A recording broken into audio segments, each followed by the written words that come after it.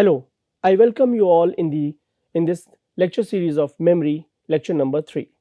Today we are going to take our lecture forward from the previous and at the earlier slide.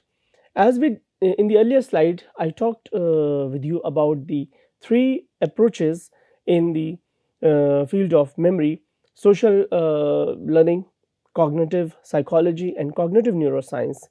Here I have brought you a cartoon which you can see on your screen. There are four pillars to this memory approaches. First pillar is the cognitive approach, which we discussed in the previous lecture. The behavioral approach, talking about the behavioral side of the human being. The underlying cause of these behavioral and cognitive processes, we see the beneath of these approaches is the biological approach. The biological approach give us an insight about the underlying neural mechanism. We have seen that memory is a complex and a simpler process. If you have to remember a list of words, then it is easy to remember compared to if you have to remember a series of tasks such to fly an aeroplane, or to remember a series of tasks to control the nuclear power plant. When we are talking about the cognitive and behavioral approaches, we have to also address about the affective side of the human being. How do they feel? How emotion plays a major role? How these emotional aspects alters our cognition and behavior. What drives, what motivates an individual to learn and relearn? What motivates an individual to store, consolidate certain amount of information and to modify that old information with some new updated information? Social aspects are always the backbone of these approaches, and that is why in the previous lecture we discussed about in detail the social cognitive theory, where we discussed about the Bobo doll experiment, where the individuals, participants, seem to be learning by imitating and observing the behavior of the elders. Okay, so when we are talking about these four pillars of the memory approaches, we have to understand that the biological approach seems to be the underlying cause. Collectively, all these five approaches play a major role in the discipline of memory research, and based on these five approaches, different discipline and subdisciplines of memory research exist in the modern world. As you can see on your cartoon, on your left hand side, some researchers try to understand the neural central nervous system, peripheral nervous system in detail to understand the reaction, the coordination and integration of the neuronal assemblies, and how these coordination and integration of neuronal assembly results into the social, cognitive, behavioral and affective responses. Now, the basic question comes to our mind when an individual is thinking down the line about the special and pleasant moment in his or her life. Then we see that there are several memories. Recollection happens at the same time. He thinks about his first visit to an international or domestic travel. He thinks about his party time in his college or school time. He even remembers about his or her first birthday, and also is spending a quality time with his or her dear ones. Now, when such instances, when such recollection of information is happening, the person has to rely on his memory. The question arises here is that how accurately he or she remembers an event, how detailed information one can acquire and access from his memory. These understanding can give us clarity about not only the encoding process, the storage process, but about also the retrieval process.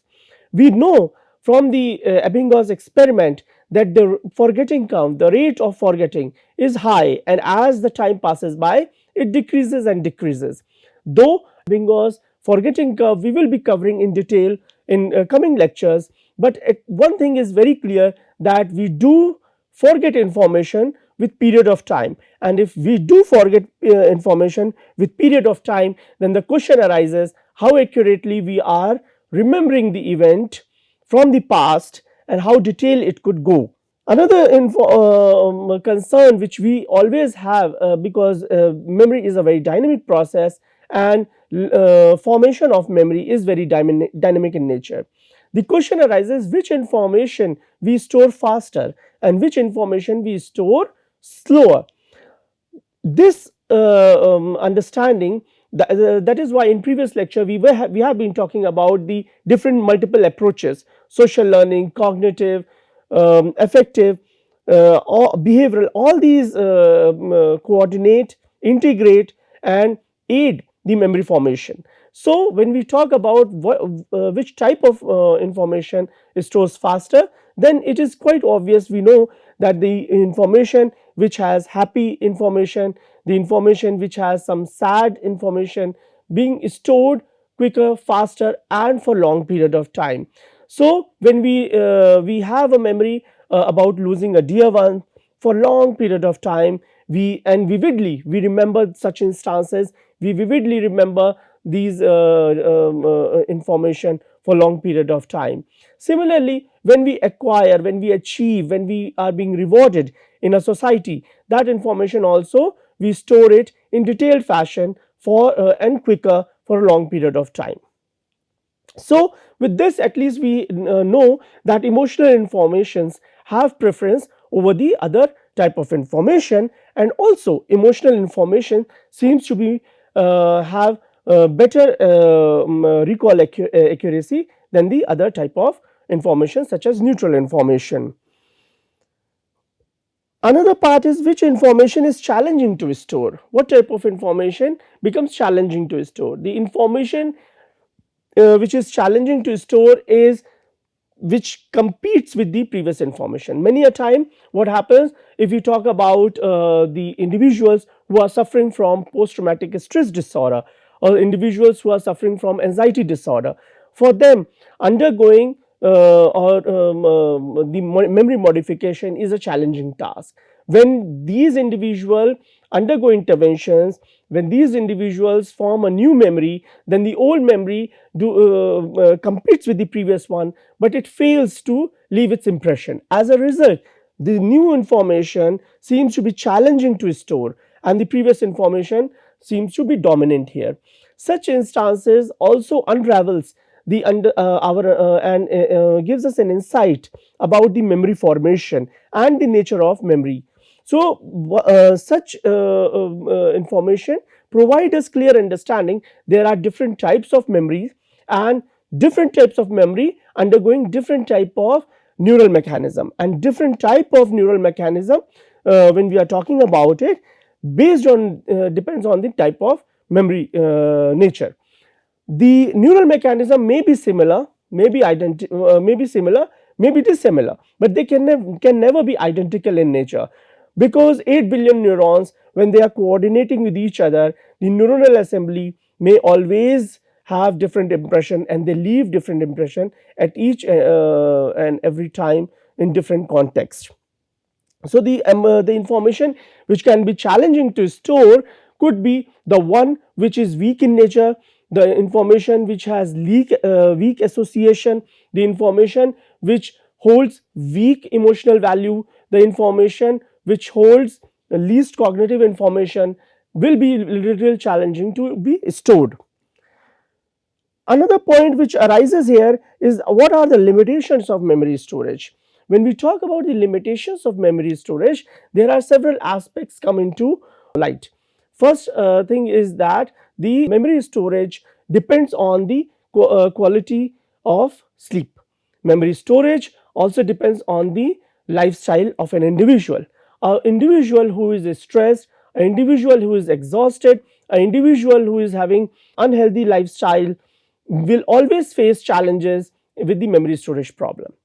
Also, the limitation of memory storage is the age, as literature has already been reflected and gave us insight that in the old age, the new memory formation slows down compared to the young age when we are young adults.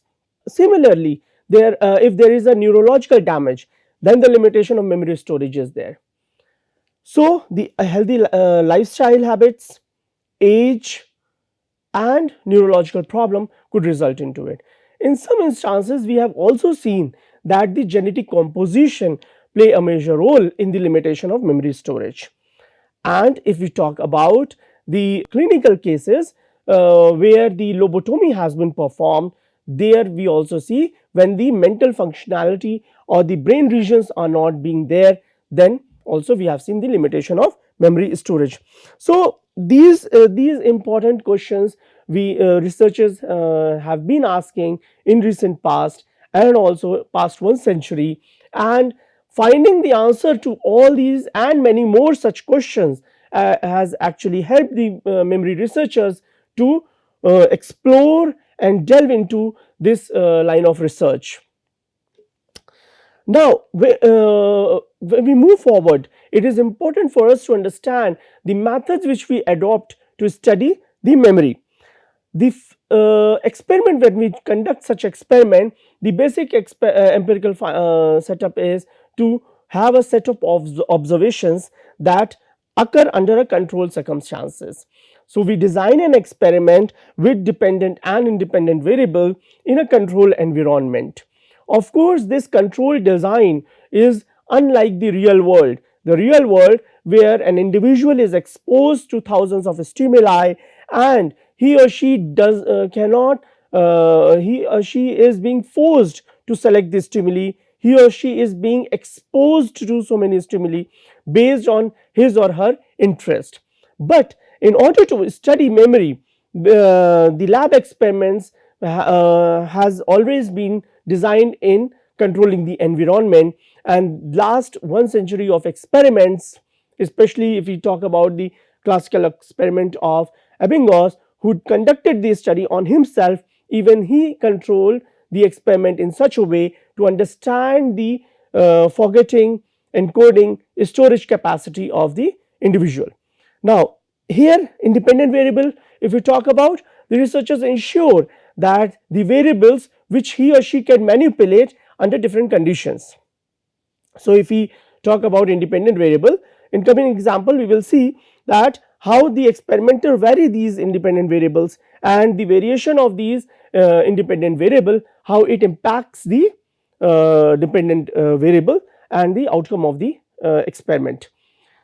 Dependent variables are the observations that we measure or record in responses to the independent variable. So when they are being varied, then we see the changes in the dependent variable. Now these if you are a psychology student, then it brings it will be very easier for you to understand dependent independent.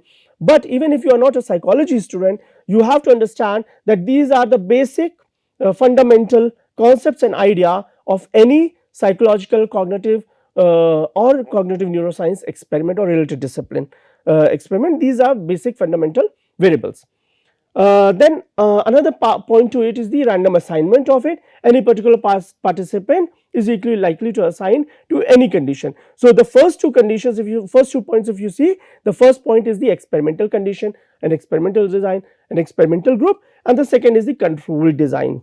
So two groups have always been taken. Control group is always seen as a baseline, or control group is always being used to see the changes or the alteration which an experimenter is making in the experimental group. So if there is any manipulation is happening in the experimental group and there is a change in it, then we compare it with the control group. Sometimes this procedure can be double blind. In most of the scenario, in most of the cases, this double blind is actually a single blind procedure, which means experimenter knows the condition under which participant is going to be. Either the participant is going to be in experimental group or either the participant is going to be in control group. However, the best methodology in such studies is to keep the double blind procedure. But due to the cost, the time and many other variables, these double blind procedures seems to be changed into single blind procedures. But the outcome, the expected outcome from double blind and single blind, it has seen that it remains the same. There is not much variation one has seen in the recent past. Okay. So as I was telling you earlier about the dependent and independent variable, let us take a scenario where we are talking about the effect of coffee on memory recall. So if you are consuming more coffee, our assumption is if you consume more coffee, then more recall is there. So if you are consuming less coffee, then less recall is there. So if there is zero cup of coffee you have taken, so the recall should be less, which we see here. This fits with our assumption. This is a control group where you haven't given a coffee. So the manipulation you are doing in the group with the coffee. So you have given a group with 1 cup coffee, and what we see is that 1 cup of coffee has been provided to an individual and the recall seems to be higher. But then when the 2 cup coffee is given or 4 cup coffee is given, then the performance should be here, somewhere here, but it seems that the performance has come down, it has decreased. The reason is that the people have recalled equally as 0 cup coffee, even lesser than that. This effect is because of the arousal performance curve. What we have seen, if you increase the arousal level, performance will increase. However, after a certain level, the arousal level keep on increasing, the performance seems to comes down. This is we have studied in the Dondi's curve, and literature has already been talking about it, the arousal performance relationship, where the performance is on the x-axis and arousal is on the performance is on the y-axis, arousal is on the x-axis, and inverted bell shape has been seen already. As the arousal level increases, performance increases, but after reaching certain time, then the performance starts to decrease. So what we see is that the number of words are increasing and it is in relationship with increase in number of coffee, but this is limited. After 1 cup, the performance seems to decrease. Now here the dependent independent variable, the what we have discussed, independent variable is the coffee consumption and dependent variable is the recall of the letters. So this this recall is seen as the dependent variable. Okay. Let us see when we talk about the memory recall. So how do we measure? So these are the basic standard measurements which we do in the memory literature. First measure is the recall. How many words or list of items one can recall, and this recall indicate the amount of information individual has encoded and stored. This is a very simple and easy procedure. So what one has done in the lab setting, you give a list of 20 words and then you ask an individual to recall.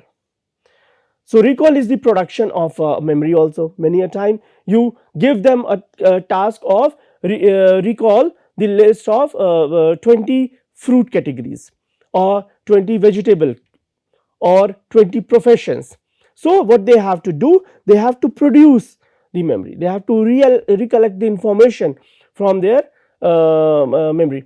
So this is the recollection, is where they are producing a memory. Now recall can be seen of different types. Sometimes it is also seen as serial free recall. Serial free recall follows serially. You are doing a free recall, but you have to follow a serial. So if I give you a list of series of items, milk, bread, egg, sun, day, Monday, so you have to serially recall these list of items. When we call we tell you free recall, then you just have to recall it freely. The another type of recall is the queued recall, where we are providing a queue to an individual and then they have to recall it.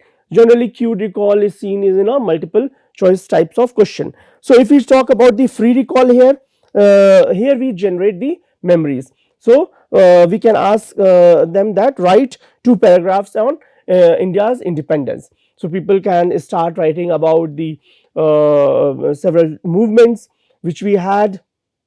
We can even talk about the World War II and the contribution of World War II in India's independence. Different individual will write differently, and this is a free recall. Whatever we have studied in our school time, whatever information we have recollected, whatever we have experienced, this experience can be from reading books or from watching movies or by listening somebody our elderlies. So we, based on this recollection of information, we write, and this is a free recall. Then another example could be describe everything you see on this screen. So what you see on your screen, a man thinking about a thunderstorm, lightning, and also the hailstorm or the heavy rainfall. So this, if somebody is asking you, then this is a free recall. Someone say that, oh, it's like a blackcurrant food or anything in association with that. A wild thinking can be seen as a free recall as well. So cue recall, as I said, it is a specific cue has been given to an individual, such as movie list of Shah Rukh Khan. So movie list of Shah Rukh Khan, so many hundreds of movies you might have seen or you may recollect. But if I say movie list of Shah Rukh Khan, that is a specific cue. But then I say movie list of Shah Rukh Khan from 2010 to 2014, that is a specific period of 14 years, and then you have to provide me a specific list. So the movies which has been released before 2010 will not be part of this cued recall list, but movies, any movie which has been released after 2010, then will be part of this cued recall list.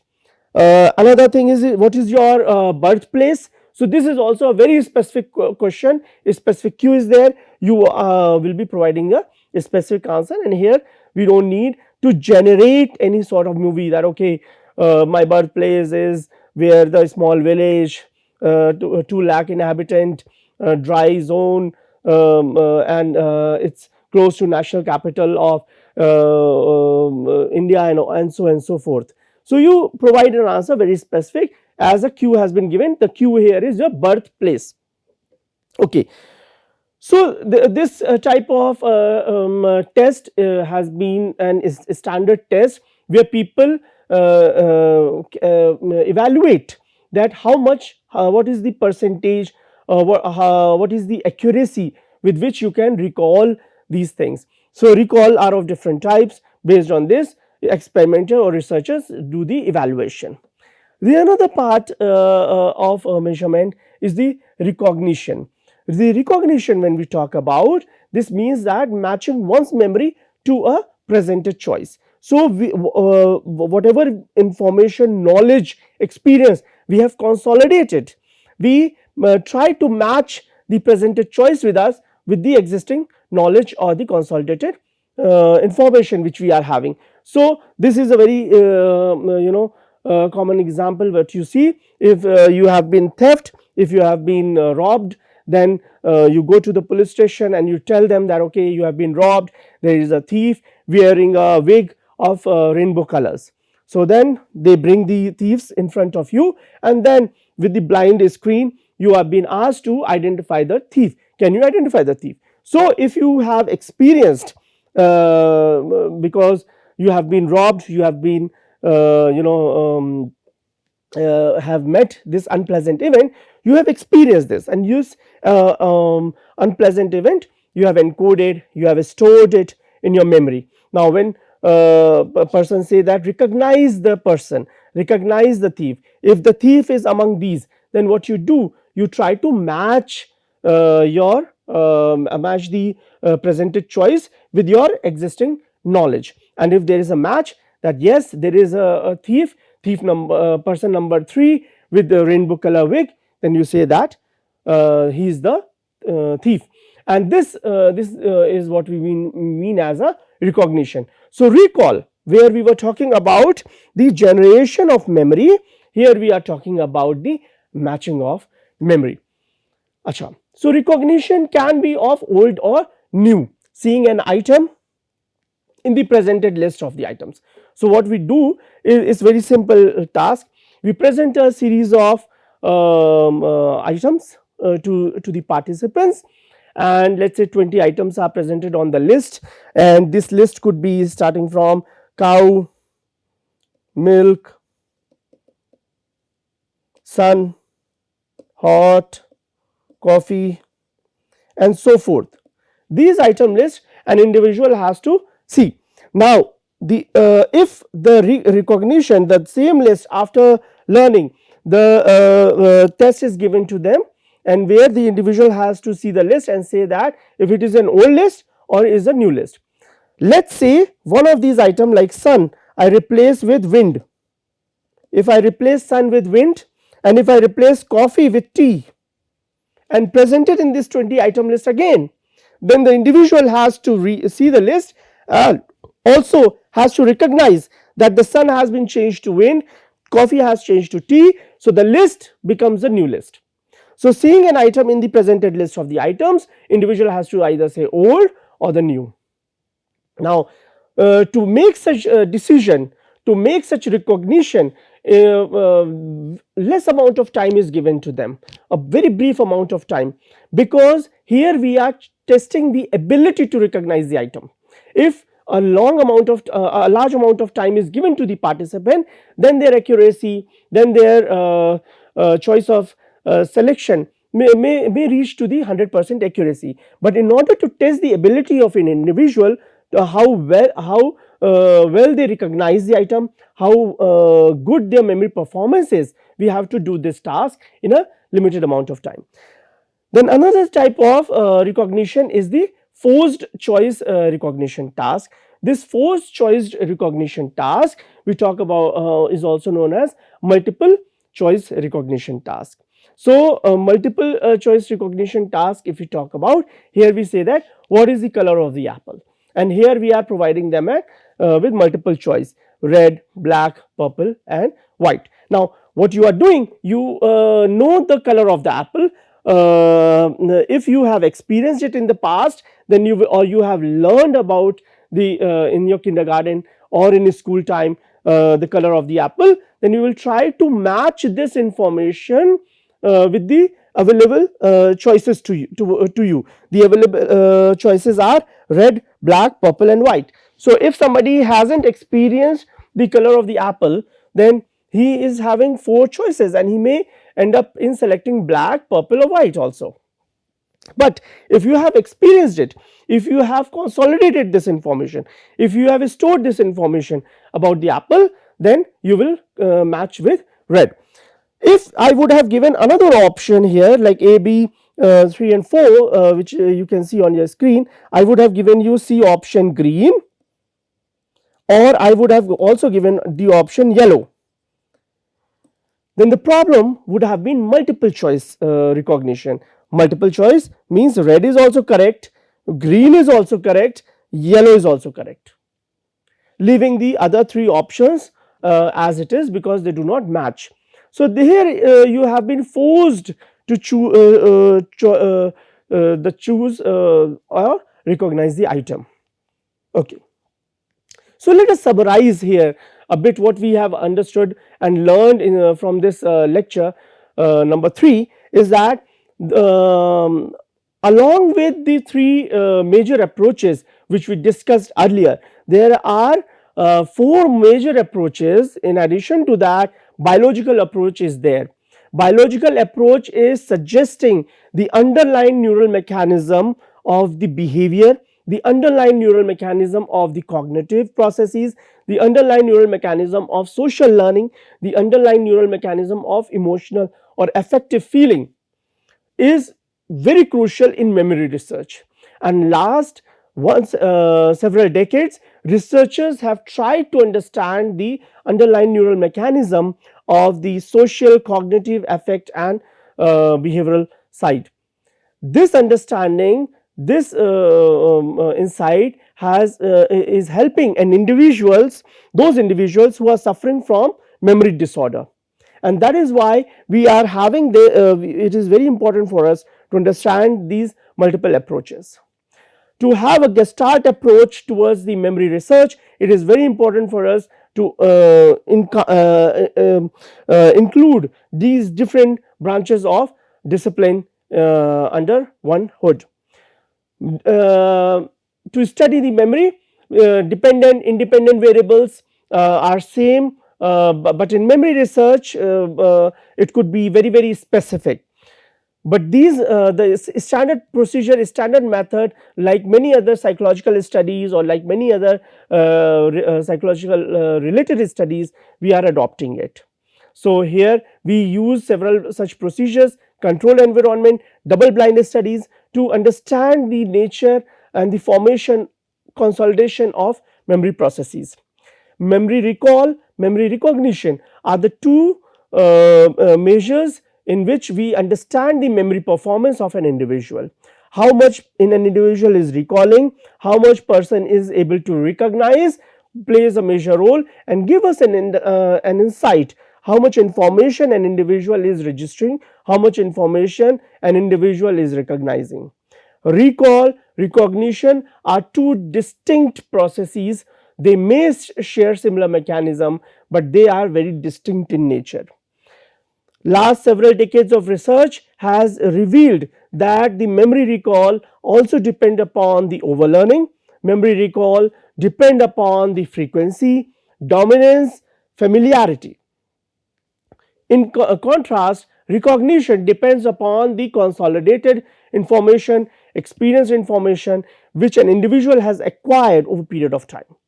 If somebody has acquired and experienced more information, more recognition is possible. If an individual has acquired consolidated limited information, less recognition will happen. This comparison one can do the recognition in a kid, 5-year-old kid versus recognition in 50-year-old elderly.